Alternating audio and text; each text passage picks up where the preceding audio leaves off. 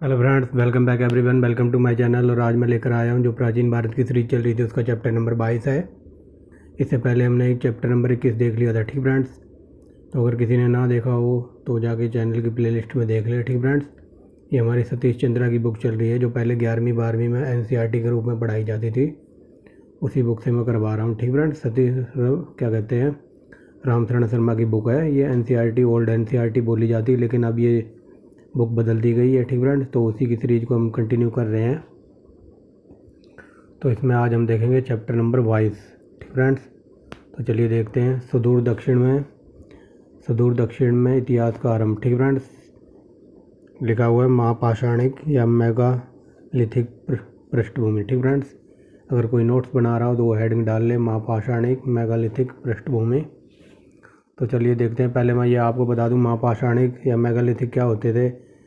तो ये परंपरा चली थी दक्षिण भारत में। ठीक फ्रेंड, जो कोई बंदा वगैरह मर जाता था ना, या कोई भी मर जाता था, डेथ हो जाती थी उसकी, तो उसकी कब्र के चारों तरफ ना बड़े बड़े पत्थर लगा दिए जाते थे।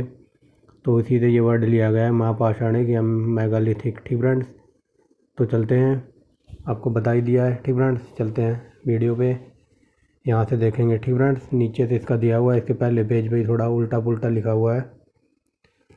तो देखिए, ये पहली हेडिंग है, यहाँ मैंने वन लिख दिया है पेंसिल से। ठीक फ्रेंड्स, यहाँ से देखेंगे महापाषाणिक। ठीक फ्रेंड्स, महापाषाणिक संस्कृति का आरंभ लगभग 1000 ईसा पूर्व माना जा सकता है। ठीक फ्रेंड्स, यहाँ से देख रहे हैं महापाषाणिक संस्कृति का आरंभ लगभग 1000 ईसा पूर्व माना जा सकता है। महापाषाणिक अवस्था ईसा पूर्व की 5वीं सदी से लेकर ईसा की पहली सदी तक कायम रही या मालूम पड़ती है। ठीक फ्रेंड्स, ये पहली लाइन हो गई है पहले पेज की।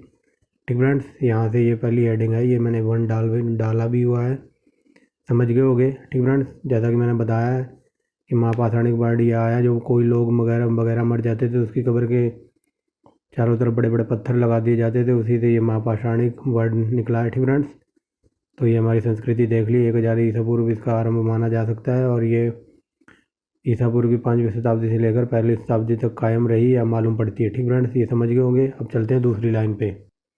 ठीक फ्रेंड्स, पहला लाइन समझ आ गई होगी, अब दूसरी यहाँ से है, देखेंगे इन कब्रों को। ठीक फ्रेंड, इन कब्रों को महापाषाणिक इसलिए कहते हैं कि बड़े बड़े पत्थरों के टुकड़े से घेर दिया जाता था। ठीक फ्रेंड, इन कब्रों में, अब देखिए दिखाई दे रहा होगा, इन कब्रों में दफनाए गए लोगों के न केवल अस्थि पंजर बल्कि मृत भांड व लोहे की वस्तुएं भी मिली हैं। ठीक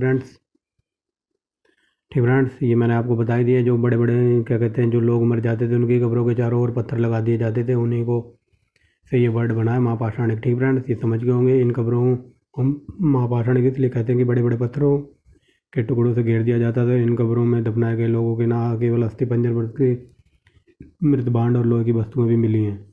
जैसा कि हड़प्पा संस्कृति के लोग मानते थे ना कि मरने के बाद भी जीवन है, तो ऐसा ही यहाँ कुछ बताया जा रहा है। ठीक फ्रेंड, हड़प्पा संस्कृति में लोग, कोई मर जाता था या कोई किसी की डेथ हो जाती थी, उसके साथ जो भी होता था ना, उसकी उपयोग की डेली यूज की वस्तुएं, तो वो भी कवर में गाड़ दी जाती थी उसके साथ। ठीक फ्रेंड्स, कई बार तो हड़प्पा कालीन में आपने देखा होगा ना, बुर्ज होम में कोई मालिक वगैरह मर जाता था तो उसके साथ कुत्ते भी दफना दिए जाते थे। कई बार एग्जाम में क्वेश्चन बना है कि बुर्ज होम मालिकों के साथ कुत्तों के दफनाने की प्रथा कहाँ थी, वो बुर्ज होम में थी। ठीक फ्रेंड्स, तो वैसा ही यहाँ बताया जा रहा है कि यहाँ के जो लोग वगैरह होंगे तो उसके साथ, मान लो कोई किसानी वगैरह करता होगा तो उसके खुरपे वगैरह साथ में गड़े हुए मिले हैं। ठीक फ्रेंड्स, वही बताया जा रहा है कि टुकड़ों को घेर लिया जाता था। दफनाए गए लोगों के साथ अस्थि पंजर बल्कि मृत भांड यानी कि बर्तन वगैरह और लोहे की वस्तुएं भी मिली हैं। ठीक फ्रेंड्स, समझ गए होंगे। अब तीसरी लाइन देखते हैं। तीसरी लाइन यहाँ से है, महापाषाणिक कब्रों में त्रिशूल भी पाए जाते हैं। ठीक फ्रेंड्स, महापाषाण कब्रों में त्रिशूल भी पाए जाते हैं जो बाद में शिव के साथ जोड़ा गया। ठीक फ्रेंड्स, जो बाद में शिव के साथ जोड़ा गया। इन कब्रों में खेती के औजार कम पाते हैं, लड़ाई और शिकार के हथियार अधिक।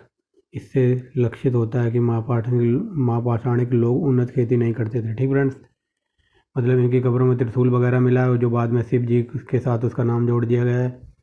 इन कब्रों में खेती के औजार कम मिले हैं, लेकिन लड़ाई और शिकार के टाइम यूज होते होंगे ना वो हथियार, वो अधिक मिले हैं। इससे ये पता लगता है कि महापाषाणिक लोग खेती कम वगैरह करते होंगे, ज़्यादातर हथियार यूज करते होंगे लड़ाई और शिकार के लिए। ठीक फ्रेंड्स, समझ गए होंगे, सिंपल भाषा में है। आगे देखते हैं फ्रेंड, ठीक है फ्रेंड्स, आगे देखते हैं यहाँ से, ठीक फ्रेंड्स। ये पाँचवीं लाइन है यहाँ से, ठीक फ्रेंड्स। 4 लाइन हम वहाँ देख चुके हैं, इसमें भी थोड़ा ऊपर नीचे लिखा हुआ है, ठीक फ्रेंड्स, जो मैंने काट छाट के सीक्वेंस में बनाया है। यहाँ से देखेंगे 5वीं लाइन है ये, तमिलनाडु के दक्षिणी, ठीक फ्रेंड, तमिलनाडु के दक्षिणी जिलों में, ठीक फ्रेंड, तमिलनाडु के दक्षिणी जिलों में महापाषाणिक लोग वे मृतकों के अस्थि पंजर को लाल कलश में रखकर गड्ढों में दफनाते थे। समझ गए होंगे 5वीं लाइन यहाँ से, तमिलनाडु के दक्षिणी जिले में महापाषाणिक लोग वे मृतकों को यानी कि डेड बॉडी के जो अस्थि पंजर वगैरह थे ना, लाल कलश में रखकर गाड़ते थे, जो यहाँ से लिखा है, जो कृष्णा गोदावरी घाटी में प्रचलित थी, ठीक फ्रेंड्स। ये 5वीं लाइन यहाँ तक है, जो कृष्णा गोदावरी घाटी में प्रचलित थी। अब देखेंगे यहाँ से 6ठी लाइन यहाँ से है, अशोक के अभिलेखों में से उल्लेखित, ठीक फ्रेंड्स, अशोक के अभिलेखों में उल्लेखित चोल, पांड्य, केरलपुत्र या चेर शायद भौतिक संस्कृति की उत्तर महापाषाणिक अवस्था के लोग थे, ठीक फ्रेंड्स। ठीक फ्रेंड्स, समझ गए होंगे कि यहाँ से बताया गया ये अशोक के अभिलेखों में जो उल्लेखित लोग थे ना, जो चेल, पांड्य, केरलपुत्र या चेर जिनको कहते थे, वे शायद भौतिक संस्कृति के उत्तर महापाषाणिक अवस्था के लोग थे। तो यहाँ तक देख लिया होगा। अब आगे देखेंगे इनका राज्य का बनना और सभ्यता का उदय, ठीक फ्रेंड्स, राज्य का बनना और सभ्यता का उदय। यहाँ से देखेंगे उत्तर, ठीक फ्रेंड्स, उत्तर और सुदूर दक्षिण, ठीक फ्रेंड, उत्तर और सुदूर दक्षिण जो तमिलकम या तमिलकसम, ठीक फ्रेंड, तमिलकसम या तमिकसम कहलाता था। दोनों के बीच संस्कृति आर्थिक संबंध की स्थापना ईसा पूर्व 4वीं सदी के से बड़े महत्व की हो गई, ठीक फ्रेंड्स।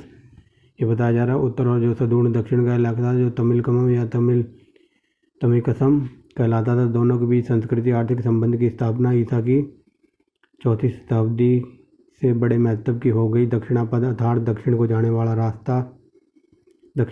वाला रास्ता उत्तर वालों के लिए लाभदायक सिद्ध हुआ, लेकिन दक्षिण में उन्हें सोना, मोती, विविध रत्न प्राप्त होते थे, ठीक फ्रेंड्स। ये बताया जा रहा है कि जो उत्तर के व्यापारी वगैरह थे ना, उनको ये बताया जा रहा है कि दक्षिणापद यानी कोई दक्षिण की ओर जाने वाला रास्ता उत्तर वालों के लिए लाभदायक सिद्ध हुआ, क्योंकि दक्षिण से उन्हें सोना, मोती और विविध प्रकार के रत्न प्राप्त होते थे।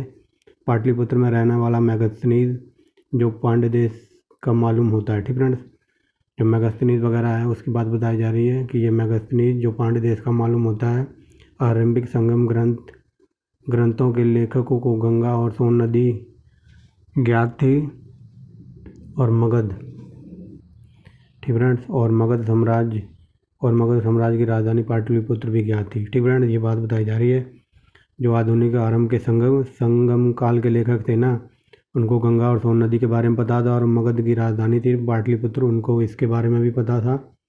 अशोक के अभिलेखों में साम्राज्य की सीमा पर बसने वाले, ठीक फ्रेंड, अशोक के अभिलेखों में जो बात पता चली है ना, वो बात बताई जा रही है कि अशोक के अभिलेखों में साम्राज्य की सीमा पर बसने वाले चोलों, पांड्यों, केरल पुत्र और सती पुत्रों का उल्लेख है, ठीक फ्रेंड। सती पुत्रों का उल्लेख है, जिसमें केवल सती पुत्रों की पहचान अभी तक नहीं की हो सकी है।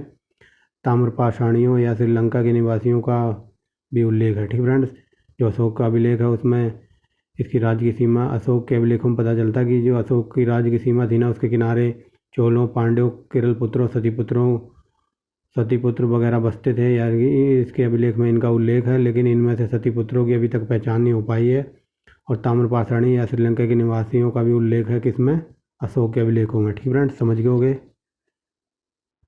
आगे देखते हैं कालक्रमेण, ठीक फ्रेंड्स, कालक्रमेण तमिल संस्कृति के भी बहुत से तत्व उत्तर में फैले, और ब्राह्मण धर्म संबंधी ग्रंथों में कावेरी की गणना देश में पवित्र नदियों में होने लगी, ठीक फ्रेंड्स। ये बात बताई जा रही है कि ये तमिल संस्कृति के बहुत से तत्व थे ना, ये उत्तर भारत में फैले। उत्तर भारत का इलाका जो ये है ना, दिल्ली, मध्य गंगा का मैदान वगैरह होता है, इसकी बात हो रही है कि उत्तर भारत में फैले, और ब्राह्मण धर्म संबंधी ग्रंथों में, ठीक फ्रेंड्स, जो ब्राह्मण धर्म की जो संबंधी ग्रंथ है ना, उनमें कावेरी नदी की गणना पवित्र नदियों में होने लगी, ठीक फ्रेंड्स। आगे देखते हैं 3 राज्य, ठीक है फ्रेंड्स, 3 आरंभिक राज्य देखेंगे। वो 3 राज्य कौन कौन से थे, तो वो 3 राज्य थे। आगे पढ़ते हैं। भारतीय प्रायद्वीप का दक्षिणी छोर जो कृष्णा नदी के दक्षिण में पड़ता है, 3 राज्यों, ठीक फ्रेंड्स, 3 राज्यों में विभक्त था। ठीक फ्रेंड्स, भारतीय जो प्रायद्वीप है वो दक्षिण छोर की कृष्णा नदी के दक्षिण में पड़ता था, जो ये 3 राज्यों में डिवाइड था। और वो 3 राज्य देखते हैं, चोल, पांडे और चेर। चेर यानी कि इनको केरल के शासक भी कहा जाता था। ठीक है फ्रेंड्स, चोल, पांडे और चेर। आगे देखते हैं। पांडवों का उल्लेख सर्वप्रथम मेगस्थनीज ने किया है। ठीक फ्रेंड्स, पांडवों का उल्लेख सर्वप्रथम मेगस्थनीज ने किया है। इसके अनुसार उनका राज्य मोतियों के लिए मशहूर था। ठीक फ्रेंड्स, किनका? पांडे का। आगे देखते हैं। इस राज्य पर एक स्त्री शासन करती थी।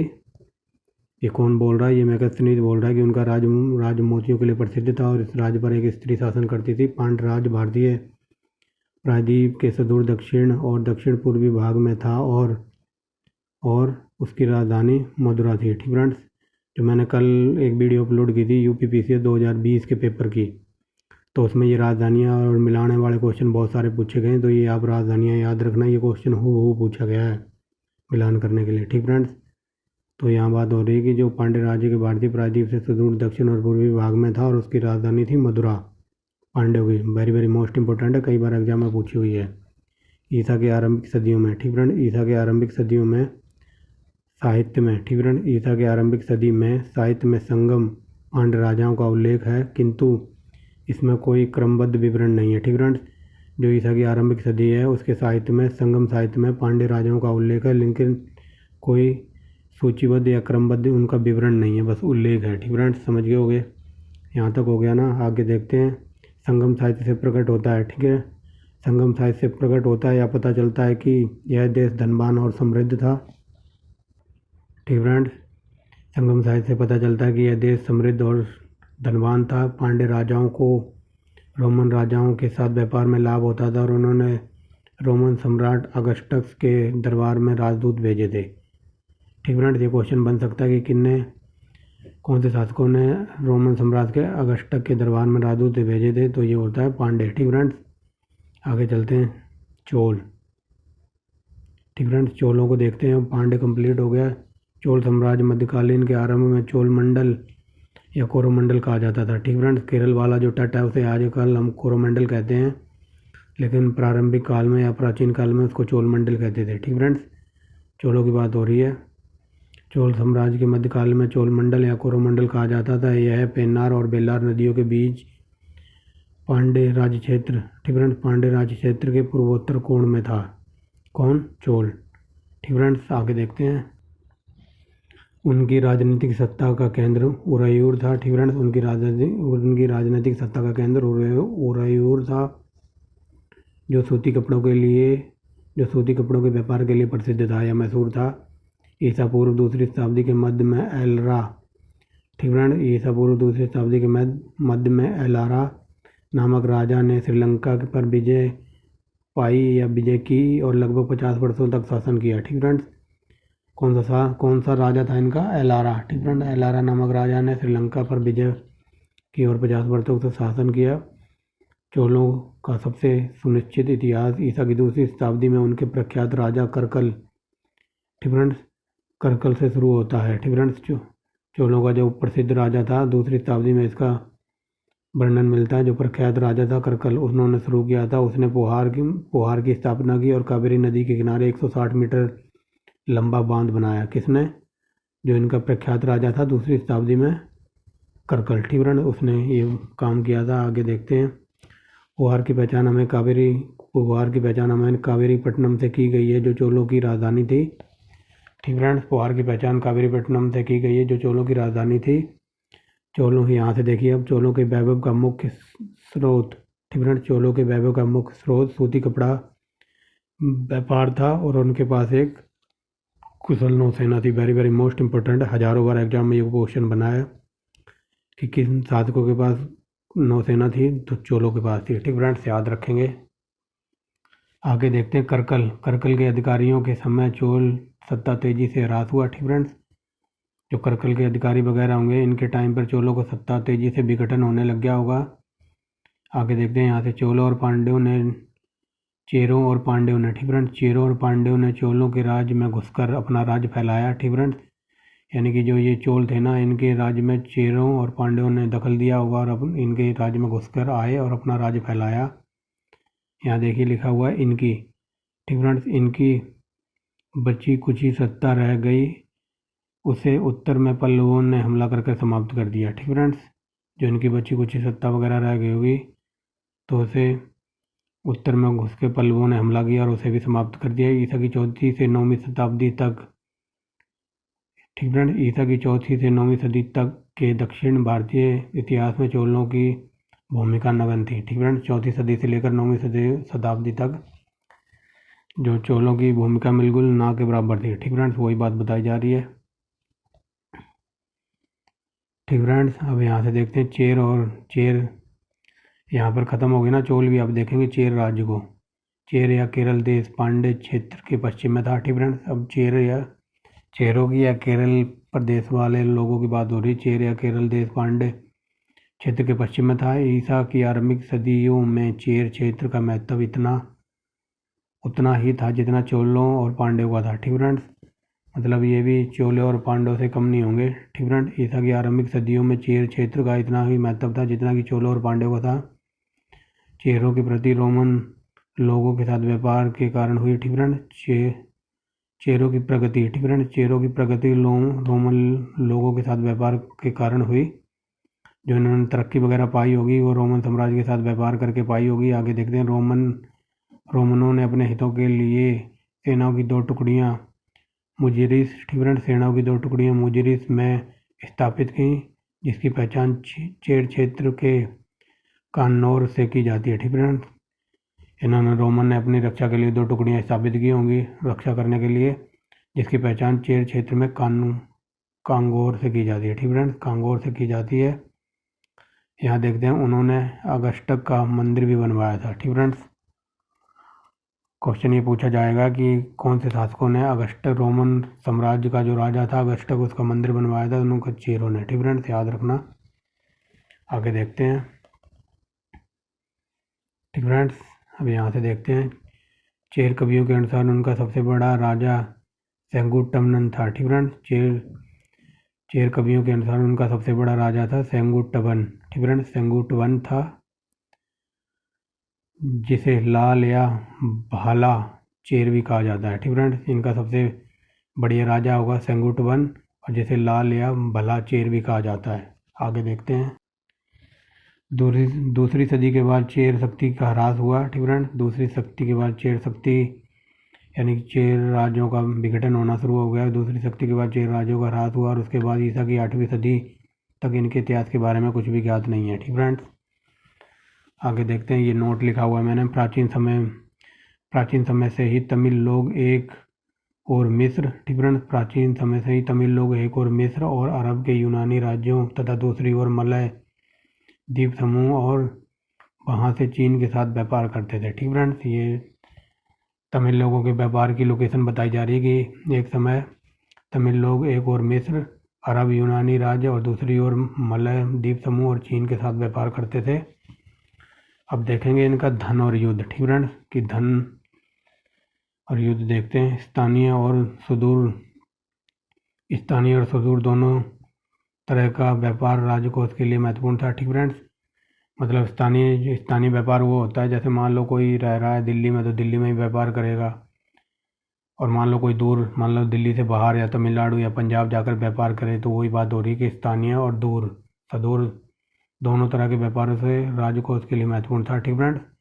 मतलब चाहे स्थानीय व्यापार हो या दूर दराज इलाकों से व्यापार हो, लेकिन स्थानीय व्यापार और दूर दराज के व्यापारों से लाभ होता था राजकोष को, ठीक फ्रेंड्स, महत्वपूर्ण राजकोष से लाभ होता था, ठीक फ्रेंड्स। आगे देखते हैं। युद्ध में हाथ लगे माल भी राजकोष में वृद्धि करते थे, ठीक फ्रेंड्स।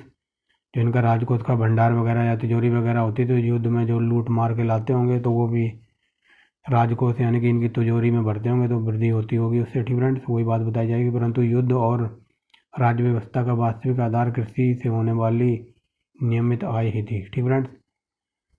मतलब ये बात बताई जा रही, परंतु युद्ध और राज्य व्यवस्था का वास्तविक आधार कृषि से होने वाली आय थी। मतलब यहाँ तो ये लूट मार के कभी कभार ले आते होंगे, युद्ध वगैरह रोज थोड़ी चलते हैं। अगर मान लो कई महीने में एक युद्ध हो गया, थोड़ा बहुत लूट के ले आए, तो राजकोष यानी तिजोरी में वृद्धि होगी। लेकिन जो परंतु इनकी नियमित आय थी ना, वो राज्य व्यवस्था और व्यापारिक आधार थी ना, कृषि वो थी। ठीक फ्रेंड्स, जो निरंतर आय थी। ठीक फ्रेंड्स, जो परंतु युद्ध और राज्य व्यवस्था का वास्तविक आधार कृषि से होने वाली आय थी। ठीक फ्रेंड्स, जो युद्ध वगैरह और राज्य व्यवस्था जिस पर चलती थी ना, जिस पर प्रशासन वगैरह चलती थी, वो कृषि से होने वाली आय पर चलती थी, इनका शासन वगैरह चलता हुआ। ठीक फ्रेंड्स, आगे देखते हैं। तमिल प्रदेश में अनाज, तेल, गोल, मिर्च और हल्दी उपजाई जाती थी। ठीक फ्रेंड्स, तमिल प्रदेश में अनाज, फल, गोल, मिर्च और हल्दी की उपज होती थी। किसान से वसूले गए करों से राज्य अपनी सेना रखता था। ठीक फ्रेंड्स, जैसा कि अभी मैंने बताया, जो कृषि वगैरह से, खेती वगैरह से आय होती होगी ना, उसी से इनका राजपाट वगैरह चलता होगा और ये सेना वगैरह रखते थे। वही बात बताई जा रही है कि किसानों से वसूले गए करों से राज्य अपनी सेना रखता था।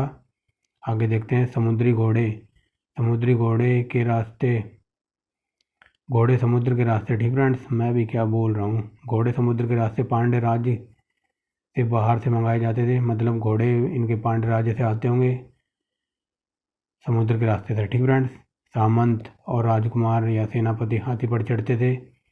सामंत और राजकुमार या सेनापति हाथी पर चढ़ते थे और सेनानी यानी कि कमांडर रथ पर। ठीक फ्रेंड्स, ये बात बताई जा रही है कि सामंत, राजकुमार और सेनापति वगैरह हाथी की सवारी करते होंगे, और जो इनका सेनानी कमांडर वगैरह था ना, इनकी नीचे पोस्ट का, वो चलता हुआ रथ पर। आगे देखते हैं इनका सामाजिक वर्गों का उदय। तो देखिए फ्रेंड्स, ब्राह्मण तमिल प्रदेश में सबसे पहले संगम युग में आए। ठीक फ्रेंड्स, यहाँ ब्राह्मणों की बात हो रही है। ब्राह्मण तमिल प्रदेश में सबसे पहले संगम युग में आए। आगे देखते हैं। अनेक ब्राह्मण कवि थे। ठीक फ्रेंड्स, अनेक ब्राह्मण कवि थे और कविता रचने के लिए राजा उदारतापूर्वक उन्हें पुरस्कार देता था। ठीक फ्रेंड्स, ये सबसे पहले संगम क्षेत्र में तमिल प्रदेश में आए होंगे और ये कवि थे, और ये कविता या रचना वगैरह लिखते होंगे, तो राजा इन्हें इनाम देता था। ये बात बताई जा रही है। आगे देखते हैं।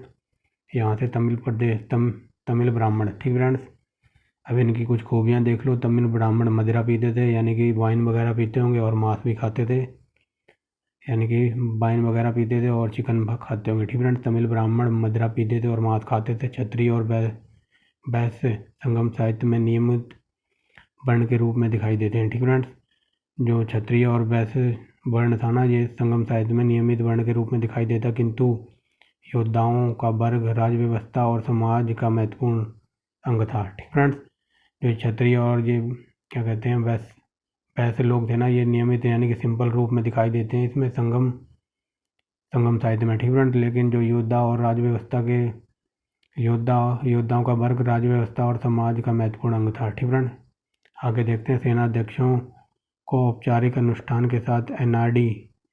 ठीक फ्रेंड्स, जो सेनाध्यक्ष वगैरह होंगे उन्हें औपचारिक अनुष्ठान के साथ एनआरडी की उपाधि दी जाती थी। याद रखना इस वर्ड को, एनआरडी ये एक उपाधि है। ठीक फ्रेंड्स, और किनको दी जाती थी? सेनाध्यक्षों को। चोल और पांडे दोनों राज्यों में असैनिक और सैनिक दोनों तरह के अधिकारियों के पद पर बल्लाल या धनी किसान रखे जाते थे। ठीक फ्रेंड्स, जो चोल और पांडे जब हम पीछे पड़ के आए ना, उनकी बात हो रही है। चोल और पांडे दोनों के राज्यों में असैनिक और सैनिक दोनों तरह के अधिकारियों के पद पर बल्लाल या धनी किसान सिलेक्ट होते होंगे। ठीक फ्रेंड्स, अधिकारियों के स्थान पर जो नियुक्ति वगैरह होती होगी, उसे बल्लाल या धनी किसानों को अपॉइंट किया जाता होगा। ठीक फ्रेंड्स, आगे चलते हैं। शासक वर्ग को अरसर कहा जाता था और उस वर्ग के लोगों का बल्लालों से वैवाहिक संबंध होता था। ठीक फ्रेंड्स, जो शासक वर्ग था उसे अरसर कहा जाता था, और जो अरसर का संबंध होता था इन बल्लालों के साथ होता था। ठीक फ्रेंड्स, समझ गए होंगे। और उस वर्ग के लोगों का वैवाहिक संबंध बल्लालों के साथ होता होगा, यानी कि जो अरसर वगैरह जो लोग वगैरह होंगे, वो इनकी लड़कियों से विवाह करते होंगे, इनकी बल्लालों से, या बल्लालों के लड़कों का विवाह इनके अरसर की लड़कियों के साथ होता होगा। उस टाइम की बात हो रही है। ठीक फ्रेंड्स, इसलिए हम जो किताब में लिखा मैं वही बता रहा हूँ। खेत मजदूर। आगे चलते हैं। खेत मजदूर का काम सबसे निचले वर्ग के लोगों करते थे। ठीक फ्रेंड, जो खेती बाड़ी का काम होता था उसकी बात बताई जा रही है। खेत मजदूर का काम सबसे निचले वर्ग के लोग जिन्हें कैडिशियर करते थे। ठीक फ्रेंड्स, जिनकी हैसियत करीब करीब गुलामों जैसी थी। ठीक फ्रेंड्स, जो खेतों में काम करने वाले जो सबसे निचले वर्ग के लोग थे वो खेतों में काम करते थे, उनकी हैसियत करीब करीब गुलामों जैसी थी, जो कि हम पिछले चैप्टर में भी पढ़ के आए हैं। कुछ कारीगर खेत मजदूर के वर्ग में भी थे। ठीक फ्रेंड्स, कुछ कारीगर खेत मजदूर के वर्ग में भी थे। पेरियार लोग खेत मजदूर थे, लेकिन पशु की खाल या चर्म का काम करते थे। ठीक फ्रेंड्स, इन पेरियार लोगों की बात बताई जा रही है। ये खेतों में काम करते थे मजदूरों की तरह, लेकिन जो पशुओं की खाल वगैरह थी ना, और जो उनकी खाल वगैरह या चर्म या चमड़ी वगैरह का प्रयोग ये चटाई के रूप में इस्तेमाल करते थे। ठीक फ्रेंड्स, जो पशु की खाल उतार के और ये चमड़ी वगैरह उतार के, तो ये पेरियार लोग उसकी पशुओं की खाल और जो उसकी चमड़ी वगैरह होगी उसको, जैसे आज के टाइम मैट बिछा के उस पर आराम करते हैं ना, तो इसमें इनकी खाल वगैरह को, पशुओं की खाल वगैरह को ये चटाई के रूप में प्रयोग करते होंगे, ये बात बताई जा रही है। आगे देखते हैं धनी लोग ईंटों के पक्के मकानों में रहते थे और गरीब लोग झुग्गी झोपड़ियों में। ठीक फ्रेंड्स, आगे देखते हैं जाति भेद। ठीक फ्रेंड्स, जाति भेद आरंभिक संगम युग में नहीं था। तो यहाँ बात बताई थी कि जाति भेद ना आरंभिक संगम युग में नहीं था, मतलब शुरुआत में नहीं था। आगे जाके होगा या नहीं होगा वो कुछ कह नहीं सकते, लेकिन यहाँ आरंभिक की बात बताई जा रही है कि जाति भेद आरंभिक संगम युग में नहीं था। ठीक फ्रेंड्स, अब देखेंगे ब्राह्मण संस्कृति का आरंभ। तो चलिए देखते हैं राजा। ठीक फ्रेंड्स, राजा वैदिक यज्ञ करते थे। ठीक फ्रेंड्स, ये वैदिक यज्ञ वगैरह क्या होते थे ये सब मैंने पीछे चैप्टर में पढ़ाया है। राजा वैदिक यज्ञ करते थे। वेदानुयायी ब्राह्मण लोग शास्त्र करते थे, परंतु पहाड़ी क्षेत्रों के लोगों के मुख्य स्थानीय देवता मुरुगन थे। ठीक फ्रेंड्स, यहाँ से बता देता हूँ, जो राजा वगैरह होते थे ये वैदिक यज्ञ करते थे और दिव्यानुयायी, ठीक फ्रेंड्स, दिव्यानुयायी ब्राह्मण शास्त्र करते थे। मतलब जो दिव्यानुयायी ब्राह्मण वगैरह होंगे वो शास्त्रों का पाठ करते होंगे। ठीक फ्रेंड्स, यहाँ ये बात बताई जा रही है कि दिव्यानुयायी ब्राह्मण शास्त्रों का पाठ करते होंगे, परंतु पहाड़ी प्रदेशों के लोगों के प्रमुख देवता मुरुगन थे। ठीक फ्रेंड्स, जो आज भी हैं कई जगह पर, आपने देखा होगा तमिलनाडु के वगैरह प्रदेश में तो मुरुगन की भी पूजा होती है वहाँ। जो आरंभिक मध्यकाल में सुब्रमण्यम या सुब्रह्म, ठीक फ्रेंड्स, सुब्रमण्यम या सुब्रह्म कहलाने लगे। ठीक फ्रेंड्स, कौन? मुरुगन की बात हो रही है। ठीक फ्रेंड्स, आगे देखते हैं विष्णु की पूजा। ठीक फ्रेंड्स, विष्णु की पूजा की ये की लिखा हुआ है मैंने पेंसिल से। विष्णु की पूजा की परंपरा बाद में चली होगी। ठीक फ्रेंड्स, ये बात बताई जा रही पहले मुरुगन की पूजा होती होगी, उसके बाद के काल में विष्णु की पूजा की परंपरा बाद में चली होगी। अब यहाँ से देखते हैं शवदाह की प्रथा। ठीक फ्रेंड्स, शवदाह की प्रथा आरंभ हुई, परंतु महापाषाण अवस्था में चली आ रही दफनाने की प्रथा समाप्त नहीं हुई। ठीक फ्रेंड्स, इस पूरे पैरे को समझिए। जो मुरुगन थे ना, मुरुगन की पूजा विष्णु से पहले होती थी, वही बात बताई जा रही है कि विष्णु की पूजा परंपरा के बाद चली होगी, यानी कि विष्णु की पूजा से पहले मुरुगन की पूजा होती थी और उसके चली होगी। यहाँ से देखेंगे शवदाह की प्रथा आरंभ हुई। ठीक है, शवदाह यानी कि जो अंतिम संस्कार की प्रथा है ना, अंतिम संस्कार या वही लिखा है, शवदाह की प्रथा आरंभ हुई, परंतु महापाषाण अवस्था से चली आ रही दफनाने की प्रथा समाप्त नहीं हुई। ठीक फ्रेंड्स, तो आगे चलते हैं, समझ गए होंगे आप लोग। आगे देखते हैं तमिल भाषा और संगम साहित्य, इनकी भाषा वगैरह में क्या कुछ वर्णन हुआ होगा, आगे देखते हैं। संगम तमिल कवियों का संघ या सम्मेलन था। ठीक फ्रेंड्स, संगम तमिल कवियों का संघ या सम्मेलन था जो संभवतः किसी सामंत या राजा के आश्रय में आयोजित होता था। ठीक फ्रेंड्स, जो संगम तमिल जो कवियों का सम्मेलन था, और इनका सम्मेलन वगैरह कब होता होगा, जब राजा की इच्छा के अनुसार। ठीक फ्रेंड्स, राजा अपना ऑर्डर जारी करता होगा कि अब तुम अपनी सभाएं या सम्मेलन लगाओ, तब ये कवि वगैरह अपनी कलाएं दिखाते होंगे। ठीक फ्रेंड्स, वही बात बता रही जो संभवतः किसी सामंत या राजा के आश्रय में होता था, राजा के आश्रय में आयोजित होता था, यानी कि जब राजा कहता होगा तब। ठीक फ्रेंड्स, आगे देखते हैं मदुरै में संगम राजश्री में आयोजित होते थे। यही बात मैं ऊपर बता चुका हूँ। ठीक फ्रेंड्स, जो मदुरै राज्य था ना, ये कर्नाटक वगैरह में पड़ता है, तो वहाँ राजा के आदेश पे ही आयोजित होता हुआ ये क्या संगम। आगे देखते हैं संगम साहित्य। ठीक फ्रेंड्स, संगम साहित्य लगभग 300 ईसा पूर्व और 600 ईसा पूर्व के बीच संकलित किया जाता है। ठीक फ्रेंड्स, संगम साहित्य आगे देखते हैं। अब देखिए फ्रेंड्स, अब दिखाई दे रहा होगा संगम साहित्य को दो। ठीक फ्रेंड्स, ये को दो मैंने पेंसिल से लिखा है। संगम साहित्य को दो समूह में या समूह में या पार्ट में डिवाइड किया जा सकता है। ठीक फ्रेंड्स, संगम साहित्य को दो समूह में बांटा जा सकता है। पहला समूह था असंख्यानात्मक। ठीक फ्रेंड्स, असंख्यानात्मक, और दूसरा था उपदेशनात्मक। पहले देखेंगे असंख्यानात्मक। असंख्यानात्मक ग्रंथ मेलकड़ंकु। ठीक फ्रेंड्स, असंख्यानात्मक ग्रंथ मेलकड़ंकु अर्थात 18 प्रमुख ग्रंथ कहलाते थे। ठीक फ्रेंड्स, असंख्यानात्मक की बात हो रही है। मेलकड़ंकु अर्थात इसमें 18 प्रमुख ग्रंथ कहलाते थे। इनमें 18 प्रमुख ग्रंथ थे। ठीक फ्रेंड्स, जिसमें 18 प्रमुख ग्रंथ थे, 8 पद संकलन और 10 ग्राम गीत। ठीक फ्रेंड्स, 18 थे ना, इसमें 8 में पद संकलन था और 18 और 10 में थे ग्राम्य गीत। ठीक फ्रेंड्स, ग्राम्य गीत वगैरह का मतलब ये है कि जो गांव वगैरह में जो गीत वगैरह गाए जाते होंगे सभाओं वगैरह में, उसकी बात हो रही है।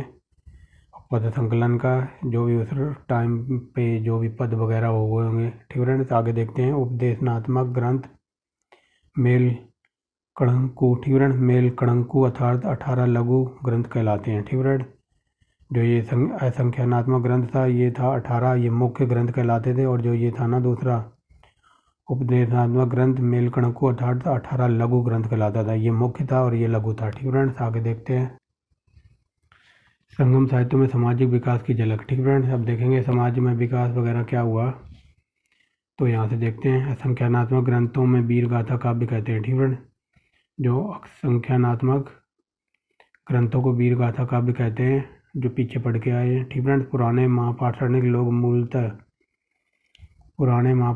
लोग मूलतः पशुचारक, शिकारी और मछुए मालूम होते हैं। मछुए माने मछली पकड़ने वाले या मछलियों को खाने वाले। ठीक फ्रेंड्स, अब पकड़ोगे तभी तो खाओगे, ये तो है नहीं कि पानी में से सीधा आपके मुंह में आ जाएगी।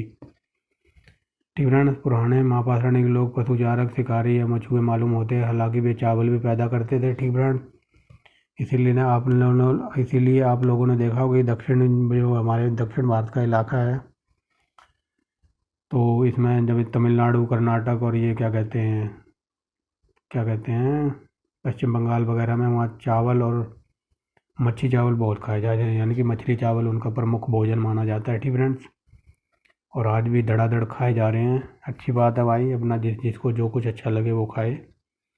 ठीक फ्रेंड्स, इसलिए आपने देखा होगा कई फिल्मों में या फिर आप जाके कभी देखना, और दक्षिण भारत के इलाकों में मछली चावल उनका प्रिय भोजन है। जैसे हमारे यहाँ उत्तर भारत में चाउमीन, सैंडविच, बर्गर है ना, तो ऐसे ही उनका मछली चावल है। ठीक फ्रेंड्स, हालांकि वे चावल भी पैदा करते थे तो लोहे की। ठीक फ्रेंड्स, लोहे की वस्तुएं लिखा हुआ है। ठीक फ्रेंड्स, मैंने पेंसिल से वस्तुओं में। ठीक फ्रेंड्स, लोहे की वस्तुओं में कील, सपाट स्लेट, बाणाग्र। ठीक फ्रेंड्स, बाणाग्र लंबी तलवारें, बर्छी, खूंटी और शूलाग्र, हॉर्स बिट इत्यादि। ठीक फ्रेंड्स, ये वगैरह मिले हैं। तो लोहे की वस्तुओं में कील की तो बताने की ज़रूरत नहीं है, कील तो लोगों के घरों में यूज होती है, आजकल हर जगह कील का यूज है। लोहे की वस्तुओं में कील, सपाट स्लेट वगैरह भी देखी होगी। और जो ये बाणाग्र की बात हो रही है, जो बाण वगैरह बनते होंगे लोहे के उस टाइम, लंबी तलवारें, बर्छियाँ भी देखी होंगी आपने। और क्या कहते हैं, खूंटी वगैरह भी देखी होगी, गाँव में घरों में होती है ना, वो लोहे की खूंटी काट देते हैं दीवार में, उसकी बात हो रही है। शूलाग्र। ठीक फ्रेंड्स, हॉर्स बिट इत्यादि थे। ये हथियार मुख्यतः युद्ध और शिकार के हैं। ठीक फ्रेंड्स, जैसा कि मैंने शुरू में ही बताया था कि महापाषाणिक लोग कृषि वगैरह में इतना इंटरेस्ट नहीं था, लेकिन ये युद्ध और शिकार वगैरह करते होंगे, तो ये हथियार बता रहे हैं कि इन हथियारों का यूज युद्ध में या फिर शिकार को मारने में किया जाता होगा। ठीक फ्रेंड्स, आगे देखते हैं। मुख्यतः युद्ध और हथियार के हैं। ठीक फ्रेंड्स, मुख्यतः जो ये हथियार है ना, युद्ध और शिकार के हैं। आगे देखते हैं। अब देखते हैं यहाँ से लिखा है संगम ग्रंथ में, ठीक है, ये पेंसिल से लिखा है। संगम ग्रंथ में कहा गया है कि जब वीर मरता है, ठीक है, संगम ग्रंथ में कहा गया है कि जब वीर मरता है तो वह पत्थर के छोटे छोटे टुकड़ों के तुल्य हो जाता है, ठीक है। इसमें बताया गया है संगम साहित्य में कि जब कोई वीर मरता है या राजा मरता है तो वह पत्थर के छोटे छोटे टुकड़ों में तुल्य हो जाता है, यानी कि पत्थर के छोटे छोटे टुकड़ों की तरह हो जाता है। आगे देखते हैं। शायद बाद में इसी से, ठीक है, शायद बाद में इसी से वीरकल स्थापित करने की प्रथा चली, ठीक है। यहाँ से देखते हैं। शायद बाद में इसी से वीरकल स्थापित करने की प्रथा चली, जिसमें गाय या अन्य वस्तुओं के लिए लड़ते लड़ते मरने वाले वीरों को सम्मान या वीरकल अर्थात स्मारक स्वरूप वीर प्रस्तर खड़ा किया जाता था, ठीक फ्रेंड्स। ये बात बताई जा रही है कि बाद में जो वीर वगैरह पुरुष थे ना, जैसे मान लो, अब तुम सिंपल एग्जांपल देता हूँ, जैसे मान लो भगत सिंह एक वीर थे, तो वो मर गए ना, तो उसका स्मारक बना हुआ है ना पत्थर का।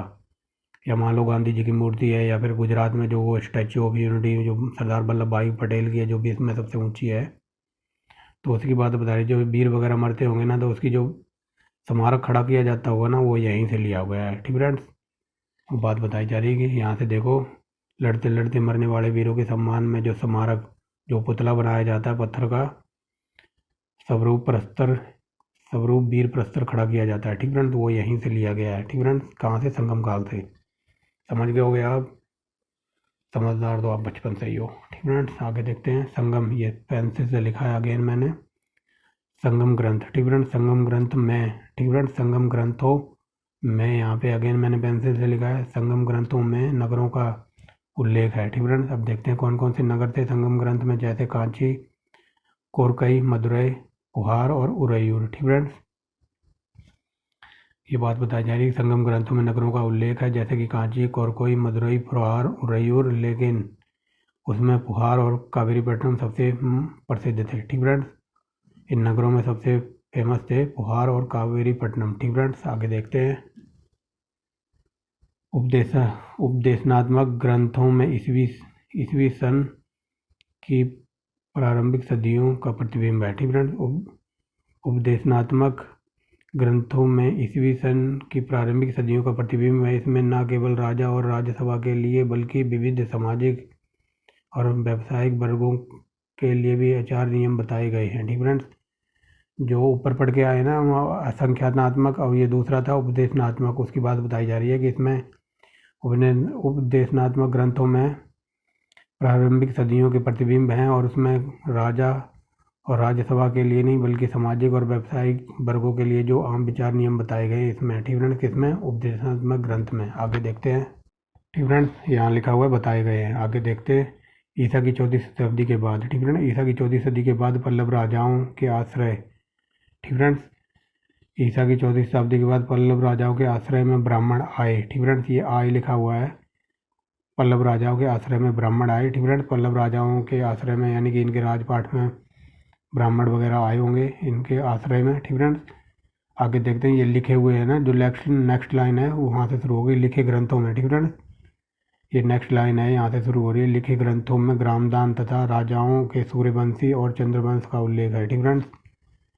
जो लिखे ग्रंथ वगैरह लिखे गए होंगे उसमें ग्रामदान यानी कि गाँव को दान दिया होगा इन राजाओं ने, पल्लवों ने, ठीक फ्रेंड्स। लिखे ग्रंथों में ग्रामदान यानी कि गांव को दान में देना तथा राजाओं के सूर्यवंशी और चंद्रवंश का उल्लेख है, ठीक फ्रेंड्स। आगे देखते हैं। यह प्रथा उत्तर भारत में ईसा की 6वीं शताब्दी के आसपास शुरू हुई, ठीक फ्रेंड्स। इस प्रथा को बता रहे हैं आप। आगे देखते हैं। संगम ग्रंथों के अतिरिक्त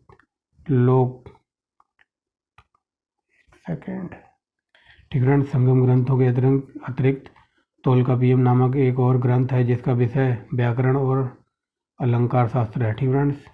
ये वेरी वेरी मोस्ट इंपॉर्टेंट नाम है, ये संगम ग्रंथ का है। इसे कई बार पूछ लिया जाता है कि तमिल ग्रंथ में कौन सा संगम ग्रंथ में शामिल है, तो ये तोलकापियम, ठीक फ्रेंड्स, याद रखना। और इसमें क्या क्या अलंकार है? व्याकरण और अलंकार शास्त्र है, ठीक फ्रेंड्स। तमिल ग्रंथ तिरुकुरल, ठीक फ्रेंड्स, तमिल ग्रंथ तिरुकुरल दार्शनिक विचार और शक्तियाँ हैं, ठीक फ्रेंड्स। तमिल ग्रंथ तिरुकुरल जिसमें दार्शनिक विचार और सूक्तियाँ हैं, ठीक फ्रेंड्स। इसके अलावा तमिल के 2 प्रसिद्ध हास्य काव्य हैं जिसमें शिल्पाधिकारम और मकिल्ले। ठीक फ्रेंड्स, शिल्पाधिकारम और मणिमकिल्ले ये क्या हैं? ये तमिल ग्रंथ के हास्य काव्य हैं। ठीक फ्रेंड्स, हास्य काव्य वो होता है जिसको सुनकर हंसी आए। ठीक फ्रेंड्स, जैसे चुटकुला वगैरह सुनते हैं ना तो हंसी आती है, तो ये हास्य काव्य है शिल्पाधिकारम और मणिमकिल्ले। ठीक फ्रेंड, इन दोनों की रचना ईसा की 6वीं शताब्दी के आसपास हुई। इसका पहला महाकाव्य तमिल साहित्य में उज्ज्वलतम रत्न माना जाता है। ठीक friends, very very most important है ये, कई बार एग्जाम में पूछा जाता है। इसमें इसमें पहला महाकाव्य तमिल साहित्य का उज्ज्वलतम रत्न माना जाता है।